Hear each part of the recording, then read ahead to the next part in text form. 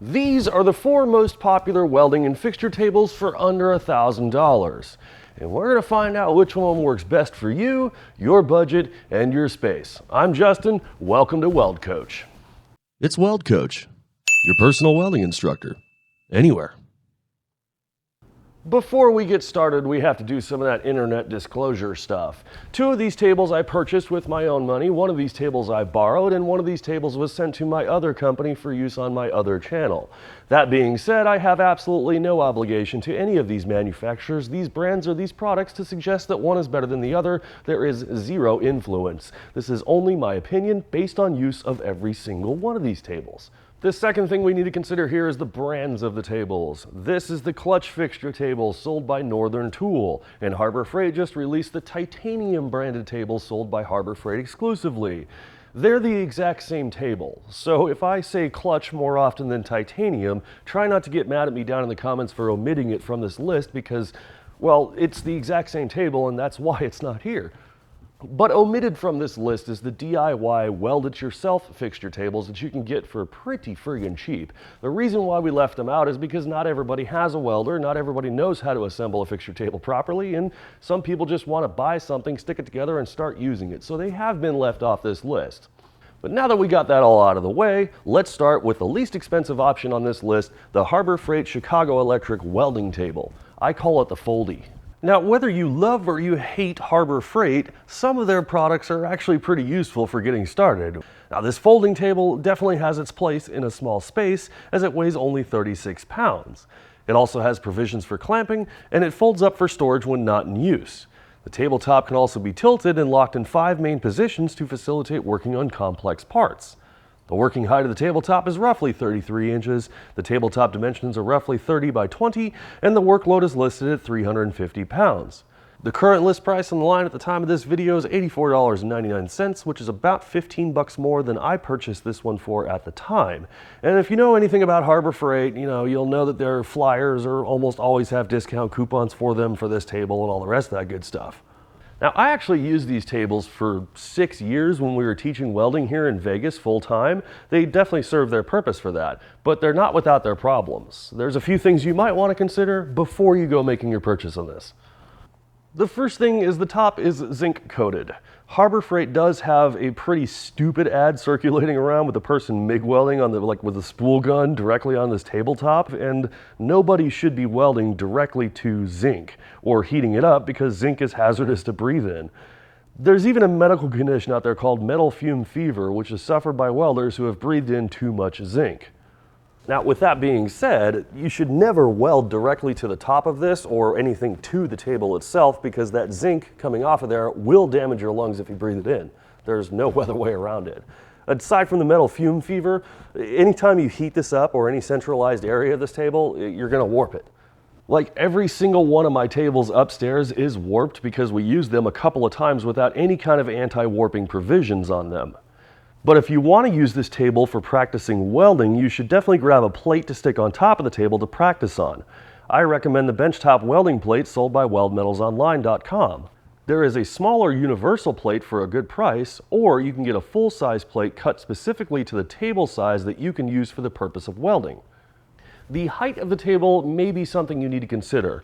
It's not great for standing operations if you're relatively tall. Now, for reference, I'm 6'3", so this is relatively low for me, and if I had to spend a whole lot of time leaned over the table or standing next to it working on something that low, it would positively destroy my already busted back.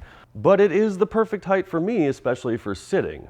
Now, I mentioned the high probability of warping, which is bad. Since this top is made from stamped 14-gauge steel, you can flex the everlasting crap out of this thing, even if it isn't warped. In other words, you can toss the idea of flatness like right out of the window. But to be fair, this table is not advertised or stated to be flat in any way, shape, or form, so I'm not really even going to test it. Another thing you should consider is these tables have a serious case of the wobbies, like right out of the friggin' box, man. Like out of the 8 that I have, I think only 2 or 3 of them don't wobble on the concrete. It's one of those things that you just kind of get used to, so you can shim it or play with the feet or whatever the case is, maybe put some toggle pads on it to try to get it to sit flat, but at the same time, it's a cheap table. It's kind of what you expect. Now, if you do a quick internet search, you'll find similar tables of varying brand names and options and stuff like that. Like one that I like but do not show here is the Strong Hand Tools Nomad table, which is basically the exact same table, but it is height adjustable. Now, overall, for the price, it's not a terrible table by any means. It will at least get you started. But if you have a little bit more flexibility in your budget, then you get into that territory of the clutch fixture table from Northern Tool or the titanium fixture table from Harbor Freight. Now again, I'm only displaying the clutch fixture table here because as far as I know, it's the first one that had hit the market, and I bought this thing like roughly 3 years ago for use in my home garage. And of course, if you've been watching the internet for a while, you've likely seen that Harbor Freight now sells pretty much the exact same table for like 30 bucks less. And after a quick search, Strong Hand Tools and Weaver also offer a table similar to this one, but Weaver is advertised with an even thinner top than these two tables, which is absolutely terrible for welding to or fixturing on or anything else like that. I would definitely not recommend anything thinner than this already thin 4 millimeters or close to 3/16 that the clutch and the titanium brands offer. The top size is pretty much the standard small size, if you will, at 24 by 36, and the working height is just over 33 inches, but you do have a little bit of wiggle room on that height with the adjustable toggle pads or feet. The top can also be used as a benchtop style table with the stubby legs, or you can assemble the whole thing to a stand. Very good versatility on this table. The fixture holes are 16 millimeter with the standard 2-inch on-center spacing, and the weight capacity is listed as up to 600 pounds. I'm choosing to exclude the fixtures from this comparison because it is pretty much the only table that includes them. As far as the quality goes, I have only used the clutch fixtures and they are just okay. I mean, they work, right? But you got to be realistic with cheap tools like that. I mean, they're probably going to break or snap. I would classify them only as hobby use, if you will, very light use. But overall, I think this style, whether the clutch or the titanium fixture table, is a great overall table due to its versatility, but there are a few things that you should consider before making your purchase. The first is the tabletop thickness itself. 4 millimeters is less than 3/16 of an inch, in which 3/16 is the thinnest tabletop I would recommend, especially if you're going to put 216 holes in it. I mean, the probability of it warping just due to concentrated heat is extremely high. Of course, you should consider using a benchtop welding plate from Weld Metals Online, which is also available in the small or the full dimension. Warping the top from welding is not the only thing you should consider. The fixtures themselves, as I mentioned, are pretty wimpy and weak. You should definitely consider that those would be the only fixtures you should use because they're more likely to snap or break before they stretch out the holes of this already thin top. Most fixture tables are built with a webbed structure underneath the table, which helps to reduce warping and distortion from use. Now, this table doesn't really have that. There's only one center cross section to support the middle of this already thin top, so it's something you might want to consider. There's also no flatness advertised on this table, and you should not expect it to be flat or remain flat. We're not even going to bother trying to measure it here. It's irrelevant. Now, the top itself is bare steel, while the rest of the frame, including underneath, is coated. Bare or raw steel tops will require routine maintenance to keep them from rusting. Now, I just happen to live in the middle of a desert, so my routine maintenance is like once a year, maybe twice depending on the season. But if you're in an area where you're going to have a lot of routine maintenance, like there's a lot of moisture, humidity, stuff like that in there, you need to factor that into the cost of it, the routine maintenance and downtime, especially if you are thinking you're going to be super busy using this table all the time. Something also worth mentioning is this table is not considered a modular table, but some clever people have used these little tables to make much bigger tables. An example is my friend and fellow YouTuber Nate from Dirt Lifestyle actually made a giant table using 4 small tables and uses a 5th table as a rolling satellite bench, if you will. I'll leave a link below to his video if you want to check that one out. But if you have even more flexibility in your budget, you may want to consider the most expensive table on this list, the Langmuir Systems Arc Flat. Yes, I know it's listed as like $600 and some odd, which is significantly less than that one, which we haven't gotten to yet. But as it sits right here for what you actually get when you buy the whole assembly, it's the most expensive table. Don't worry, I'll show you what I'm talking about.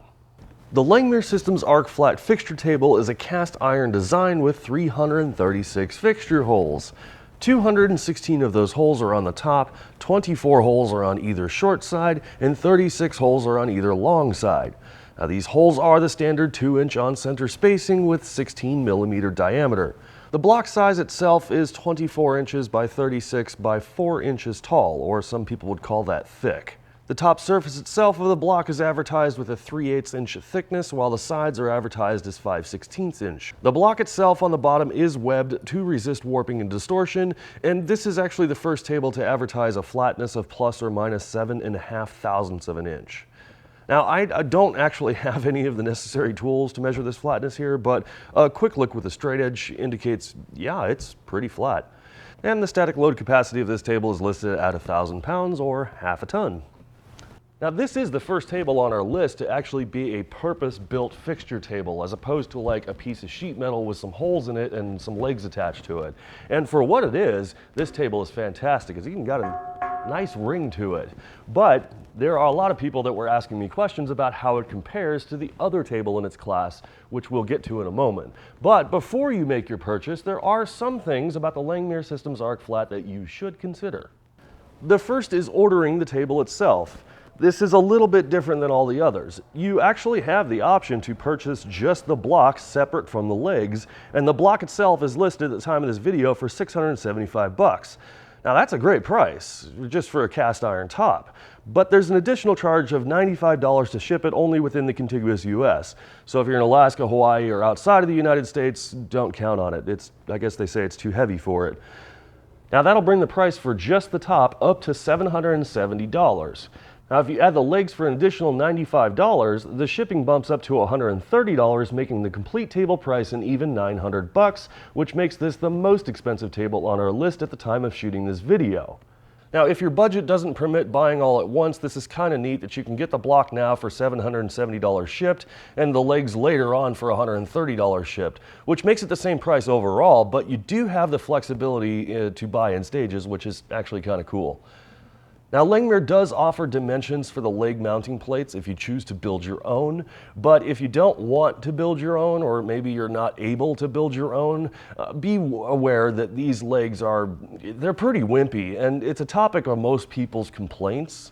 For instance, the tube thickness of the legs measures just under 70 thousandths of an inch with the powder coat, and the top plate thickness is just over 1/4 of an inch with powder coat. The foot plate cannot be measured because it's recessed into the tube, but I suspect that it's at least 1/4 of an inch. It's really hard to see in there. There's no way to measure it. Now, some reports have said that this little welded nut that's just kind of tacked on the bottom for the foot pad is a weak point, particularly if you want to add wheels to this extremely heavy table. And the foot pads themselves are very small and thin with like a stamped steel construction. These are like, nice try, buddy. It's also worth noting that the picture shown on the main listing is not the actual table you will be getting. It's actually two tables put together. Now, it's obvious that this is being heavily advertised or marketed as a modular table. And the only reason that I bring this up about the pictures and stuff like that on the website is because it was brought to my attention that some people looked at it, thought, oh, that's a much bigger table. And they ended up buying it because of that. Now, the description down below in that listing is correct. I mean, this is exactly what it describes, but the majority of the pictures there are shown two tables bolted together, whatever the case is. So don't be confused or duped or whatever the case is. If you look at the picture and say, oh yeah, that's a much bigger table for the money, you're actually getting half of what is shown in that picture. Now, if you do plan to join multiple tables together and buy a bunch of these or whatever the case is, it is recommended that you use their optional bolt kit, which includes specialty hardware and epoxy.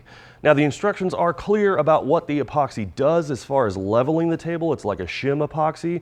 But what is not clear is if you put two blocks together and epoxy them with the bolts and everything, can you take them back apart later? Now, maintaining flatness is good, but the whole point of having modular tables is to be able to arrange and rearrange them according to your current job. If the tables kind of remain stuck together, then they're no longer modular. So some clarity in that listing would be nice, along with the actual product being sold instead of showing two of them. Now, overall, the Langmuir Systems Arc Flat is not a bad table. It's actually pretty good for what you get with. But if you want a little bit more for a little bit less, then you may want to consider the last table we have on this list, which is the Prime Weld Fixture table. The Prime Weld Fixture table also features a cast iron design with 336 fixture holes, with 216 of those holes on the top. 24 holes are on either short side and 36 holes are on either long side. The holes are also standard 2-inch on center spacing with 16mm diameter, and the block size itself is 24 by 36 by 4 inches tall, sometimes called thickness. Now the top surface of the block is advertised with a 3/8 inch thickness, while the sides are advertised as a 5/16 inch thickness, also just over 1/4 of an inch. The block itself is also webbed to resist warping and distortion, and the flatness is advertised as plus or minus 7.5 thousandths of an inch. And again, I don't have the proper tools to measure this, but taking a quick look, looks pretty flat to me. The top of this block also features a 2x2 grid pattern which is machined into it, and that's great for quick measurements and or squaring of parts, references, etc. The static weight load of this table is listed at 1,240 pounds with even distribution, which would make it the strongest table on this list. Now at the time of shooting this video, the PrimeWeld fixture table is listed at $899 with free shipping, making it less expensive than its closest competition with a better spec sheet. And when you consider that this is also nitride coated, big piece of cast iron with a better spec sheet for less than its competition, that's pretty friggin' awesome. However, there may be some things you want to consider before making your purchase. The first thing is the nitrate coating. Some people like it, some people don't. It basically means that the table requires less maintenance overall, not having to remove a bunch of rust and stuff, but at the same time, a little bit more care to making sure that you don't grind through it or scratch it up or anything else like that. Maintenance should basically be done with a dry rag, like cleaning it up or using a cleaner that is non-corrosive. A wax or oil coating will also help keep the finish, as well as prevention, as in not getting it messed up anyway, which is also where a Weld Metals Online benchtop welding plate would be a perfect addition to this, especially if you're going to weld directly onto it. Now, of course, a lot of people requested that I get the measurements of the PrimeWeld legs and compare them to the Langmuir legs. The differences here are actually pretty friggin' big. The tube thickness of the PrimeWeld legs measures just over 100 thousandths with powder coat. The top and bottom plates measure just over 3/8 of an inch thick with powder coat, and the bottom plate is tapped for foot pads. And the foot pads themselves are much more heavy duty and offer a plastic pad to reduce scratching or scarring of your floor. They also have more adjustment range than the Langmuir does. Now, the legs on the Langmuir, though weaker, if you will, or smaller in construction materials and such, do offer a little bit more welding, but they have to. I mean, if you consider the orientation of the plate with the PrimeWeld, the load of a table is going to be coming down like this, and the orientation of the PrimeWeld lower plate or the bottom plate is basically welded to the tube instead of inside the tube like the Langmuir table is. When it's inside the tube and you have that much load coming down on it, you're gonna have to put more weld to keep it from collapsing on it. So that was brought up, but there's a reason why there's a little bit less weld here than on here, and it's primarily because they used a theoretically weaker material than the PrimeWeld, or at least on paper it's weaker. Now, another topic that was brought up is the bolts that hold the table in place, as there are half as many as the Langmuir, but they are larger and longer in size. They also thread into a much thicker plate. In other words, this is you, and this is the guy she told you not to worry about. Now, my table here is shown with caster wheels on it, which are not included in the purchase. The toggle foot pads that were shown a moment ago, those are what actually ships standard. The wheels did come from PrimeWeld, but I currently do not see them listed on their website. Now, wheels in a small space can be considered maybe a good or a bad thing. The bad thing about it is if you spend 150 pounds like flying across the shop floor, I mean, that sucker's gonna get away from you pretty quick, and if it hits something, it's gonna cause some damage. So if you are moving around, make sure you're doing it carefully. But the fact that it can move around and lock itself down makes it for a really awesome option, especially if you have a small space. So the verdict is kind of out about wheels, right, if you should have them or not, but it is entirely up to you, and it's also worth noting it's going to make your table a little bit taller. And if you're a taller guy like me, that's pretty awesome to have. But if you're a shorter person, it's going to be terrible to sit at, so you'll definitely want a taller chair to go with it. Now, if you want my opinion on which table you should go with or which one I would choose out of the bunch, it's got to be hands down the PrimeWeld table. For the money, you get the most strength, the most robustness out of it, and of course you're more likely to get it faster than, let's say, the closest competitor, which would be the Langmuir table. Also, if you haven't heard, PrimeWeld's customer service is literally second to none. You actually get a hold of people when you call there or email or whatever the case is. They are very dedicated to that. But if that's not in your budget, I would strongly recommend going for the clutch fixture table from Northern Tool or the titanium fixture table from Harbor Freight. It's a very versatile table, and it'll get you set up and it'll kind of get you going in the right direction to where you could possibly either expand it like Nate from Dirt Lifestyle did, or maybe even sell it off and get yourself into something a little bit more robust. Just make sure you take care of that top. Now, I really hope that this video has helped you with your decision making and shown you some of the things that you need to look out for when it comes to purchasing a fixture table. And if this has earned a subscription to the channel, I thank you very much, and I hope to see you in future episodes. If you'd like to learn how to weld one-on-one with a personal instructor in the comfort of your own home or shop, I encourage you to head over to weldcoach.com and book a class with one of our really awesome coaches. You can even book a class there with me. I'll see you all on the next episode.